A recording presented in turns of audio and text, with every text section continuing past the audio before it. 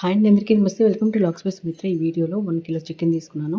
దీన్ని ఇప్పుడు మ్యారినేట్ చేసుకుందాము.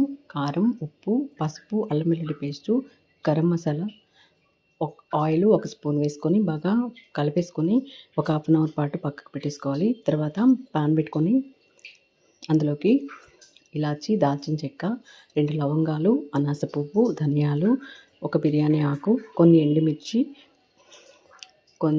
కొంచెం పచ్చి కొబ్బరి వేసుకొని, నేను పచ్చి కొబ్బరి వేసుకున్నాను. మీరు వెండి కొబ్బరి అయినా లేదా బాదం పప్పు, జీడిపప్పు అయినా వేసుకోవచ్చు.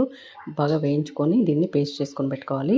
వాటర్ యాడ్ చేసుకొని పేస్ట్ చేసుకొని పెట్టుకున్న తర్వాత ప్యాన్ పెట్టుకొని ప్యాన్లోకి ఆయిల్ వేసుకొని, ఆయిల్ బాగా హీట్ అయిన తర్వాత కట్ చేసుకున్న ఆనియన్స్ వేసుకొని, ఆనియన్స్ బాగా వేగిన తర్వాత అల్లం వెల్లుల్లి పేస్ట్ కూడా వేసుకొని బాగా వేగిన తర్వాత మ్యారినేట్ చేసి పెట్టుకుని చికెన్ వేసుకొని మధ్య మధ్యలో కలుపుకుంటూ 15 to 20 minutes పాటు ఉడికించుకోవాలి. అంతే, టేస్టీ చికెన్ ఫ్రై రెడీ అయిపోయింది. మీరు ట్రై చేసి ఎలా వచ్చిందో కామెంట్ సెక్షన్ తెలిసింది. థ్యాంక్స్.